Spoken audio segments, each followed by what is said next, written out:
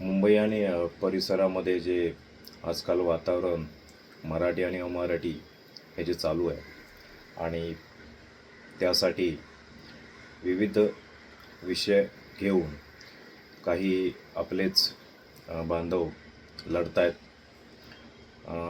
त्यात प्रामुख्याने मराठी शाळा हा विषय घेऊन गेले बरेच वर्ष डॉक्टर दीपक पवार सर मराठी अभ्यास केंद्र या माध्यमातून लढत आहेत. त्याच अनुषंगाने मराठी एकीकरण समिती गोवर्धन देशमुख त्यांचे अध्यक्ष आहेत आणि त्यांची संपूर्ण टीम मराठी महापौर आणि मराठी विषय घेऊन सुद्धा लढत आहेत. आजच आंदोलनचा विचार जर आपण घेतला तर काही निवडक साथीदारांसह ते आंदोलन त्यांना करावं लागलं. संपूर्ण मुंबईतून आणि मुंबई परिसरातून मराठी लोकांना आवाहन केलं होतं, परंतु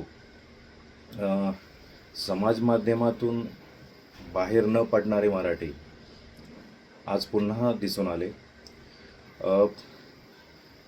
एखादा विषय जर एखादी व्यक्ती किंवा एखादी संघटना मराठी म्हणून उचलत असेल तर एक सर्वसामान्य मराठी म्हणून आपलं ते त्यांना पाठिंबा देण्यासाठी किंवा त्यांना पाठिंबा देणं हे एक सर्वसामान्य मराठी म्हणून आपलं एक आद्य कर्तव्य असतं. परंतु प्रामुख्याने तो फक्त त्या संघटनेपुरताच तो विषय मर्यादित राहतो आणि निवडक काही त्यांचे कार्यकर्तेच फक्त त्या कुठल्याही आंदोलनाला किंवा कुठल्याही बैठकीला, मिटिंगला, सभेला किंवा धरणे आंदोलन असेल किंवा आणि काही असेल, मोर्चा असेल, त्यांचे निवडक कार्यकर्तेच तिथे येतात.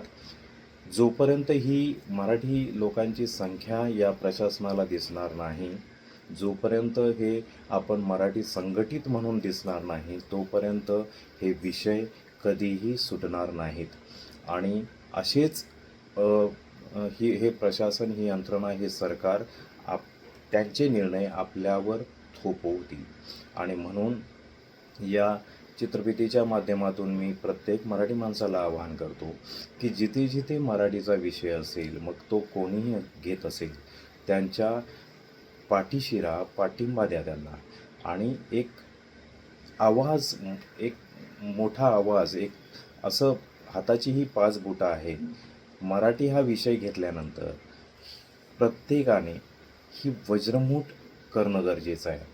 मराठी विषय म्हटला की तो व्यक्तिगत विषय असू शकत नाही, त्या पुन्हा एका व्यक्तीचा किंवा पुन्हा एका संघटनेचा. तो प्रत्येकाचा विषय आहे आणि तो ज्वलंत विषय आहे. आणि जर ही आपली वज्रमूठ आपण तयार केली नाही तर हे प्रशासन, हे सरकार, ही यंत्रणा आपल्याला ह्या वेगवेगळ्या संघटनेमध्ये, वेगवेगळ्या विषयामध्ये, वेगवेगळ्या त्या यामध्ये वाटून घेतील आणि कधीही आपलं कुठलंही जे आपण एखादी गोष्ट आपण या सरकारला विचारतोय ती कधीही पूर्ण होणार नाही, हे लक्षात असू द्या. म्हणून येणाऱ्या काळात विषय कुठलाही असो, मग तो मराठीचा असल्यावर एक मराठी म्हणून त्या व्यक्तीच्या, त्या संघटनेच्या पाठीशी राहा, पाठिंबा द्या. नाहीतर काही आपल्यातलेच मराठी असे आहेत की हा माझा विषय नाही आहे, हा त्याचा विषय नाही, तो असा आहे, तो तसा आहे. आपण राजकीय पक्ष चालवित नाही आहोत. आपण बिगर राजकीय मराठीसाठी एक सर्वसामान्य व्यक्ती म्हणून काम करतो आहे. त्यामुळे कुठलाही विषय कोणाचा व्यक्तिगत असू शकत नाही. तो पुढाकार घेतो आहे तर तुमचं हे कर्तव्य आहे, एक मराठी म्हणून तुमचा एक जबाबदारी आहे त्या व्यक्तीला त्याच्या व्यक्तीच्या पाठीशी राहणं. जोपर्यंत ती संख्या दिसत नाही, काही होऊ शकत नाही. हे पुन्हा पुन्हा मी अधोरेखित करतो. आणि म्हणून संघटित राहा, एकमेकांना साथ द्या, तरच हे असे मराठीचे विषय साध्य होतील. नाहीतर आपल्या नाकावर टिचून हे अमराठी महापौर बसवलेला आहेच मीरा भाईंदरमध्ये. मुंबईतही ती स्थिती होऊ शकते, हे लक्षात असू द्या. धन्यवाद. जय शिवराय, जय महाराष्ट्र. मी मराठी.